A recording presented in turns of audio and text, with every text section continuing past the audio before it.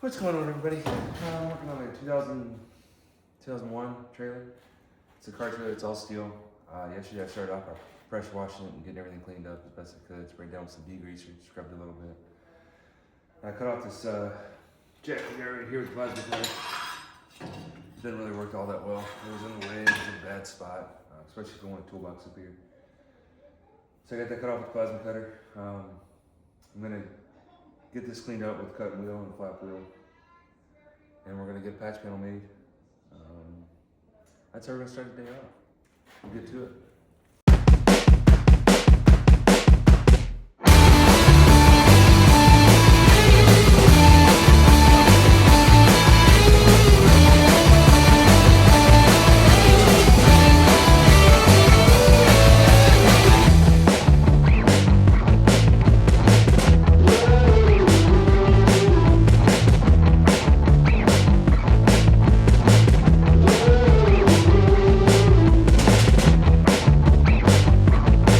So what we got going on here is I'm going to try the best way to fit this plate. Whether it's going to be to weld it and then bend it in place, or take it over the brake and actually break it.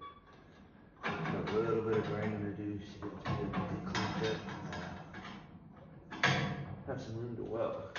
But other than that, everything looks good. We'll get it ground up and we'll go from there.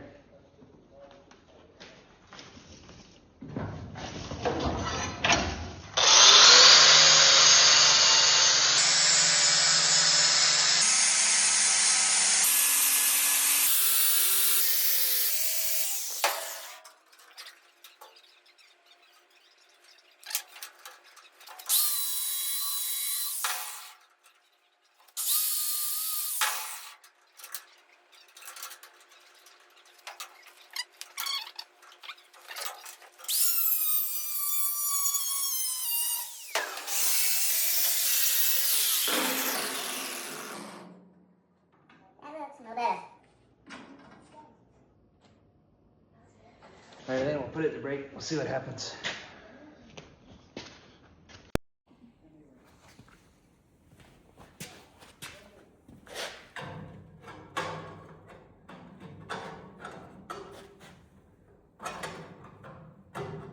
Yeah, she's a touch over bent, yo. We'll take it over the vise real quick.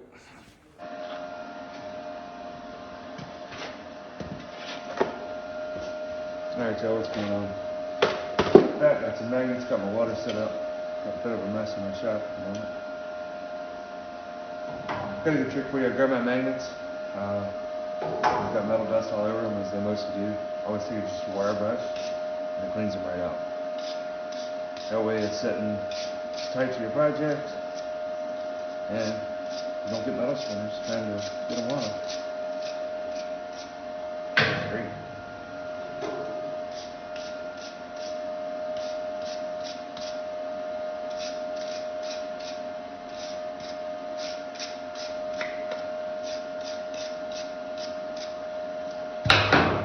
So now those are cleaned up.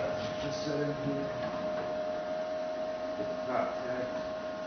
Gonna be flush as possible.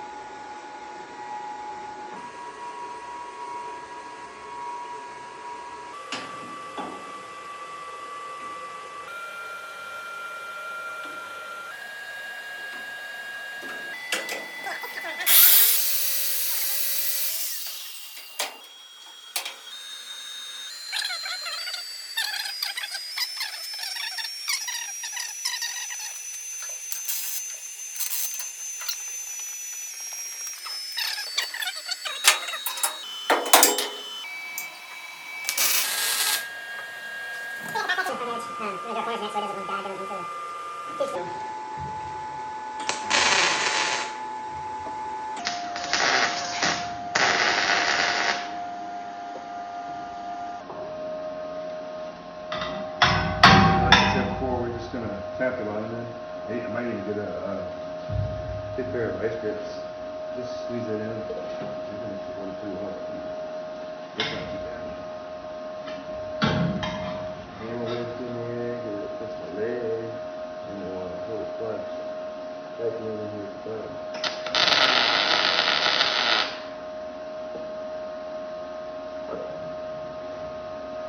hold until they cool. I have seen them move, especially on bigger structures too. This little stuff that don't normally hold you right off right away, but for the 5 seconds it takes, it's just worth it.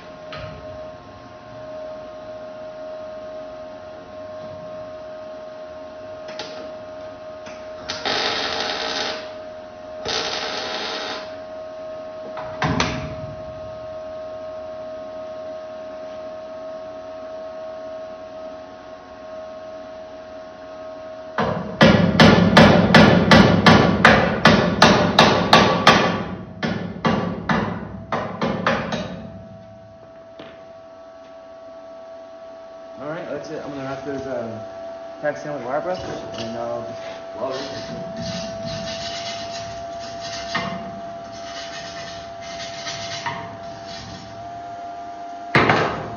So, thinner sheet metal like this is 1/8 inch wall, so it's not that thin. I was 63, doing any kind of body work on a car. You're gonna want to spot and move. This, I'll probably, since it's so small and it's already got running in the fitted piece, I'll probably do an inch, and just leave a gap in between. I think I'm not trying not to get it so hot that it wants to work. And as y'all can see it up there, I've got about a little, probably 3/16 gap, heavy 8 right here. That shouldn't be too bad, especially MIG welding. I'll spot and just fill it in as I go. Just tap it up on my part. I think this got out of spare. That's what caused this to have to be ground down, and this edge as well. Other than that, everything fits good. It's gonna look good when it's ground down. Be nice and smooth. Look like the jack is never there.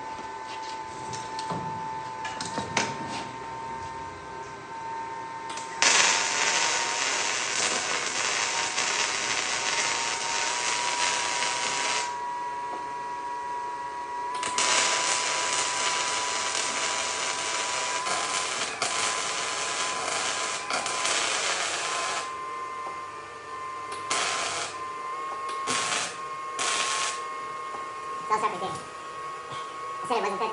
Did it now, but it's 8 inch, and I still had a blow through. I am running pretty hard on my just how I like to roll. But I had a blow through, and when you have a blow through like that, you should take your MIG gun and make a pass, and alternate. Let it cool down in between if you have to, otherwise the weld will start falling through your hole. And you can just feel it back in like that, and you'll slowly close that circle up, and it'll look like it lowers out one time it holds. That's it. Finish all this thing.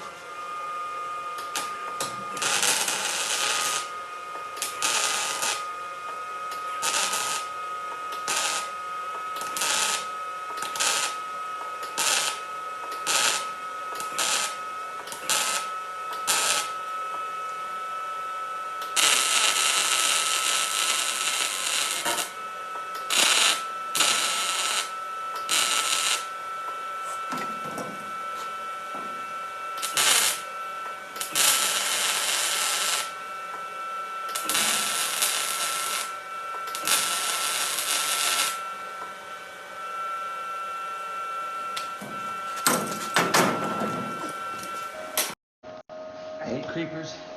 I don't really use them, but for something like this, where you don't want to lay in all this rust and dirt and junk, it's worth it.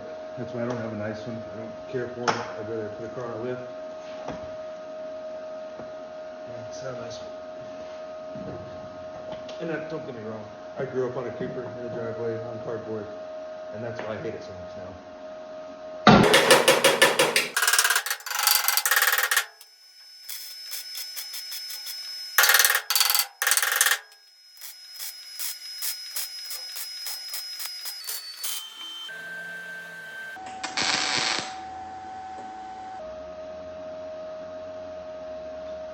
Another tip. See, I've got earplugs in, even though nothing's loud. I'm laying on my back, I'm welding. I can feel the sparks bouncing off my head. If some of that side were to go down into my ear, you talk about some pain. I've had that happen before, and that's what makes me want to wear ear protection. No matter what I'm doing, because I've had hot slide go down in my ear, and that is no bueno.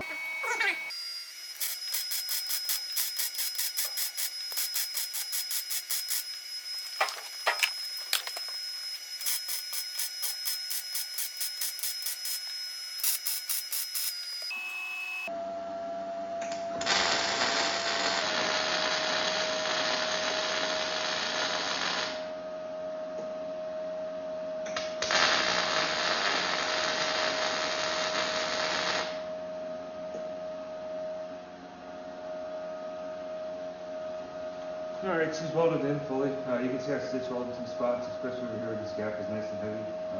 People will say that's not as strong. As long as you overlap enough and your heat's high enough to where it will fully penetrate, you have no worries. It's just like running a bead. I'm going to get this ground down. Well, probably with the flat disc because that's what I got to.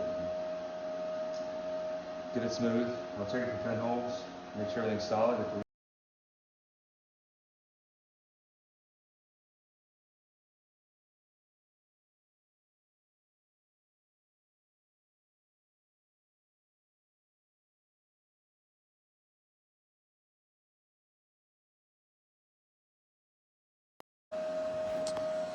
Alright, so I got y'all back. I'll bring it in a little closer so you can see what's really going on. So we got everything welded up. I had one pinhole up here in this corner. No big deal, just from overcutting when I cut out for the patch. Got everything faded back in with the DA. Couldn't find my air DA. I think my buddy has it. He was working on his car a while back and I lent it to him. Still got my battery DeWalt one with some 80 grit on it. Works pretty good. I'm gonna take it down to 180. That's about it for this little bit. I'm gonna put some angle iron across up here for a toolbox. I'm just gonna get a V-nose toolbox. What was on it was this extremely rusty old filing cabinet and rotted piece of plywood. A lot of people my friends asked me why not just buy a new car trailer. Obviously the extent of money that they cost now, I mean, they're $7,000 to $8,000 for a nice steel. I wanted a tilt deck. Could not find a used tilt deck around here for a decent price. They cost as much as the new one. I found this one for a really good price and just couldn't pass it up for what's going to be a couple days and me fucking with it and messing around to make it exactly what I want. I have a temporary winch mount for it so I can pull it on and off. I can use it on my truck, four-wheelers, my tractor. And that's mainly what this is to haul. I've got some hot rods, drag car, and a tractor that need to move. I had an enclosed trailer for a long time. It was giant. It was like a 32-footer. And it was just too big for what I needed it for and couldn't haul other things with it. So that's what led me to this. All right. I'm going to get some angle iron. Actually, I'm going to knock this down with some 180 and get that finished up. And we'll get this slicked out up here and I'll get some angle iron cut and I'll bring y'all back then. All right, guys. You can see I knocked it down with some 180. I got some self-etching. I don't even think it's self-etching, it's DTM though, so it's direct metal primer. It will stop any further corrosion, anything like that. I've got a pile of this scrap angle iron sitting outside, so I just went and cut 2 chunks. I'm going to put these in here to hold my toolbox because it's only 36 inches at its widest point, and this is about 42. So this way I can get this leveled all the way across and I can center my toolbox up and mount it where it needs to be, so it is nice and aesthetically pleasing. You can see this is a little short. It's not going to go all the way across, but I do have 2 inches I need to cut out, so I'll make one cut, shift over, and that will give me plenty of length to do what I need to do with it. Alright, so I'm going to get this cut up with a porta band. That's what I cut it up with outside. These are just some old metal crates from attachments we got for our skid steer. So they come shipped in all this angle iron, and I hate to throw it away because I do stuff like this and it always comes in useful. Alright, so I'm going to get this measured up, we'll get it cut, and then I'll get it cut to fit, and we'll clean it up so we can actually roll it in here and it doesn't look like crap.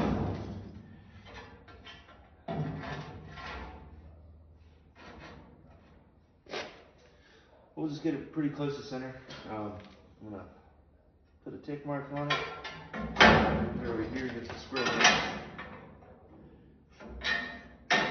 Something to follow with the porta band. You can cut this with anything, cut off wheel, hacksaw, a miter saw with the metal blade on it. I've got one of those too, but this is quiet. It's minimal dust, and it just works so well. I know they're expensive, but man, if you do any kind of metal work, they're well worth having.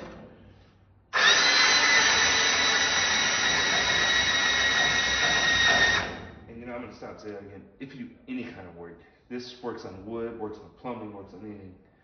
They're not a sponsor, it's Milwaukee. I've had this thing for probably 10 years. This is one of the first ones that came out through them, but it works great.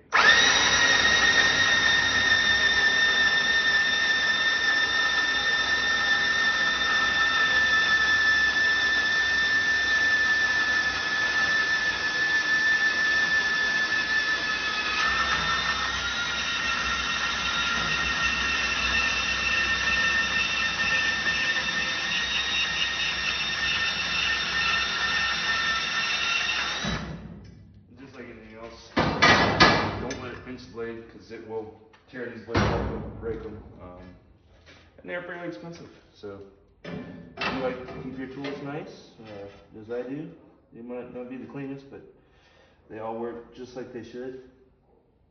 It's just good practice. Other than a mistake.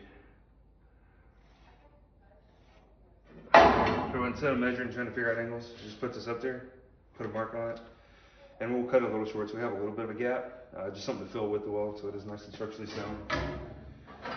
And from here, that angle, I will square it down.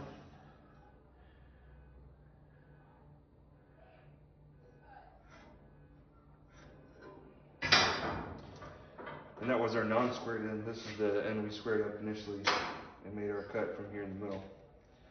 So now we can follow this with the quarter band. Let's see if I can get it rough.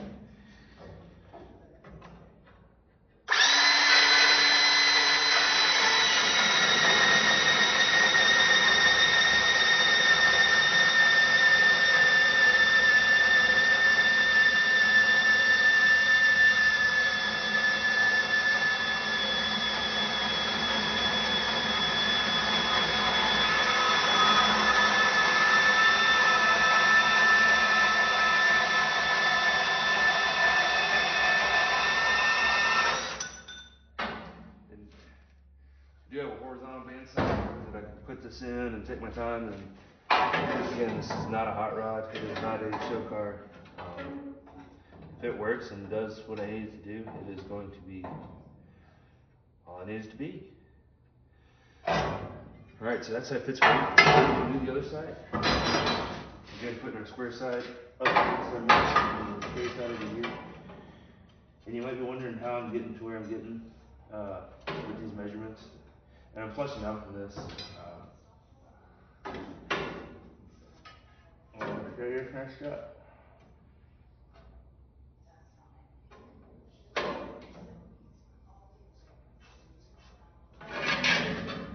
Right there, first mark went today. I can't even see it. So then we'll flush it out. But like I was saying, to get my measurement from this bottom to this point on here, I just took my square and bumped it. That way I know I'm flush with this, so my toolbox won't be into this at all, and I won't have to move them later, or my holes be off from where they need to be. So this will give me 2 inches from the front of this in, so I'll have a 2-inch strip all the way across, or 1.5 inches, wherever this angle iron is. I'm not too, don't really care what it is. It's gonna work for what I need it to do. And that's it. So we'll cut this one, and I'm just holding this on a needle. I'm not doing anything special with it. Yeah, it's a little rough, but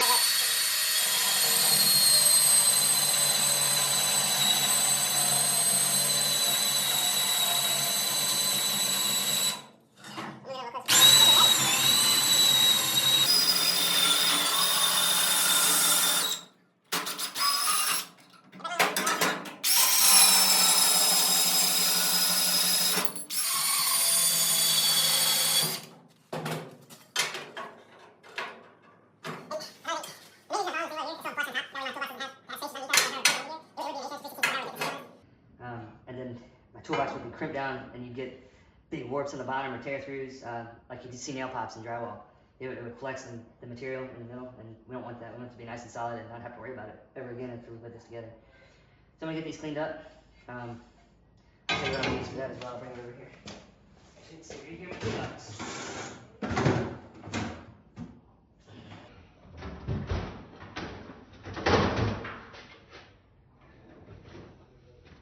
If anybody's watching, I can make a suggestion. I've got my toolbox with my welders, plasma cutters, stuff on it. It seems like a great idea, but it is terrible when you have to move it around the shop. That thing weighs several hundred pounds, probably 5 or 6, with tools in it, welders on top, and gas bottles on the side. I will go back to the little individual carts from Harbor Freight. They take up a little room, but so does that. And I'll just keep that as a toolbox. I might keep my plasma cutter on there because that doesn't need its own cart. I normally take it where I go and just hook air and power to it. You can see I got my extension cord running all the way back to my plug. I need to make a longer extension cord. All right, so we'll get these cleaned up. I'm gonna be using just a surface cleaning tool. Harbor Freight makes one, which this one is. It's great. It's half the price of the Eastwood one. and it works just as good, even uses the same cartridges, as far as I know. I've used them on this one. I don't know if different models or different. It works great. It does create a mess, so be prepared for that. But yeah, we'll get it knocked down with this, and then we will pull our grinders back in. Some leads plugged in. Pull our grinders back in, clean up the edges for welding, and we'll get it tacked in here and welded out. Put some ears back on. I'm gonna get some vice grips to clamp this down to the trailer so it doesn't try to run away. We'll just use some C-clamps. Get these anywhere, getting our freight loads. I'm not sponsored by anybody. This is probably my first video I've ever put out. It's going to continue to be a series.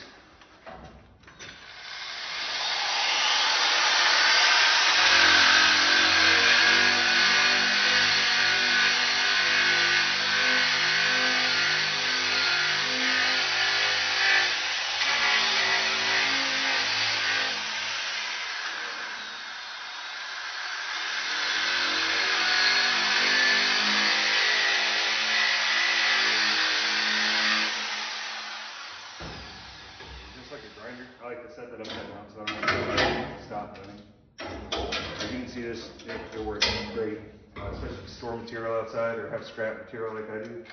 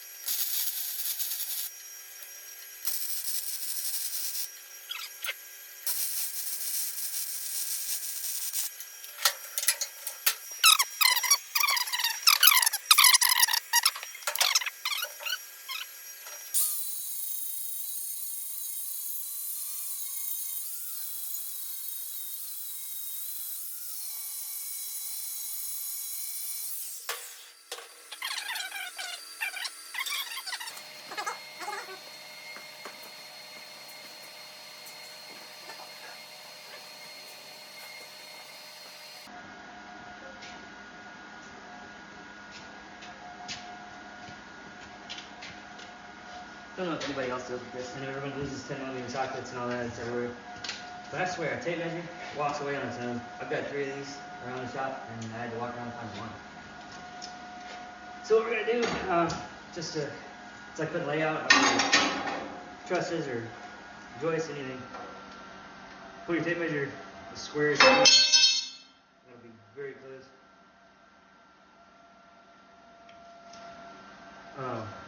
we're just gonna pull 12 inches from the outside because that is the back of our box. And I'm gonna put this outside of this one at 12 inches facing in. So we'll have a good 1.5 to 2 inches front and back to mount our toolbox to. Doesn't have to be dead on.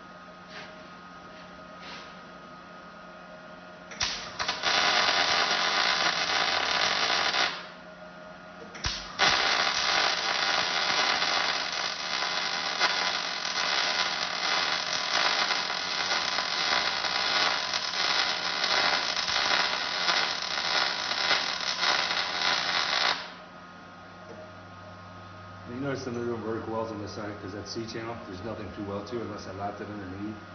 But again, not holding really any weight, it's just holding the tool box.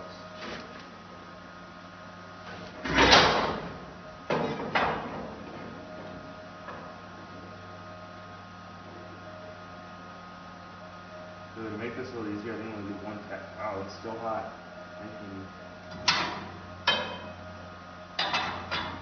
One good tap. Make sure it's low.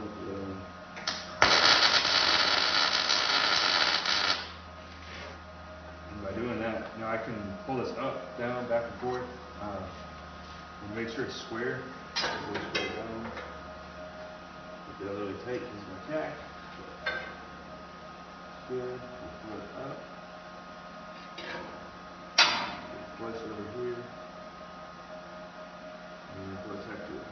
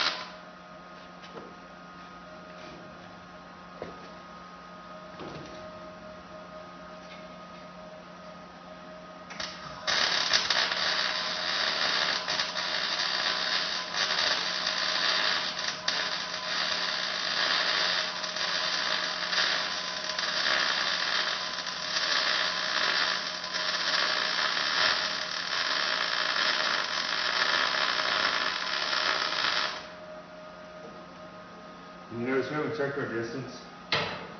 Since we started this with a tape measure, it should be everything's square, everything's parallel. Let's see. Coming at 11 7/8 here. That was fine by me. Same right there, 11 7/8. 11 7/8. And I'm actually 12 on the nose right there. So I'm a touch out right there, but it looks square, it looks great. Nothing that I'm gonna worry about.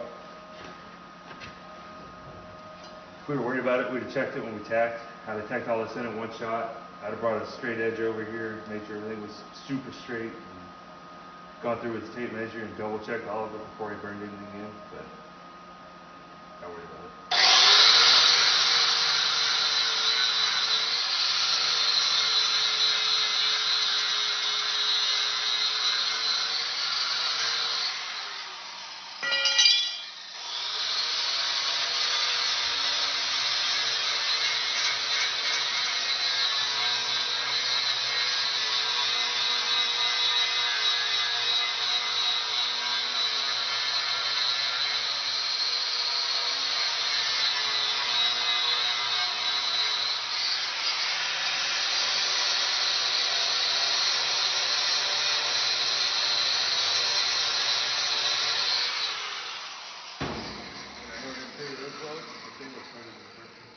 Metal was already kind of warm.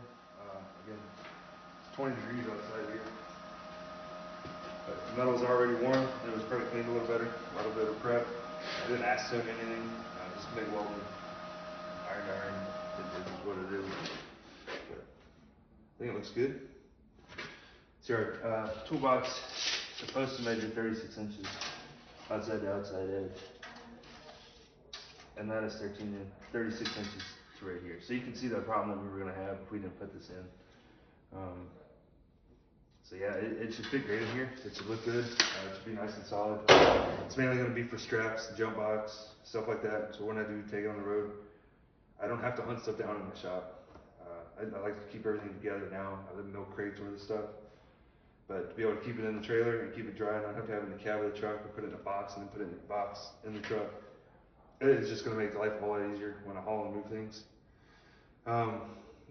As far as the jack, we got rid of it. You can see we don't have another one. I'm waiting for that to come in.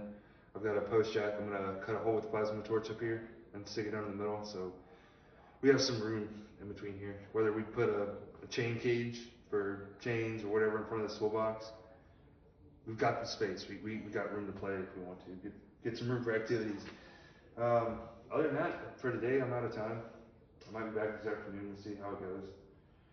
Peck away at this a little bit more. I'm going to start cleaning the trailer. I might get rid of this. The guy I got it from said he had a winch that he made some bracket for that clipped onto the ball. I don't know if it was a hitch that he'd welded a winch to. I don't know. It's not really in the way, but if I take it off, there's going to be a hole there because that ball does go all the way through the trailer and he's got a nut and all. But if I want to haul a 10,000 pound truck up on here with the winch, I can't pull from that because it'll probably tear that's 1/8 inch diamond plate. It's nothing insane. It's 12 inch on center, 16 inch on center, girts down through the middle, cross members, whatever you want to call them.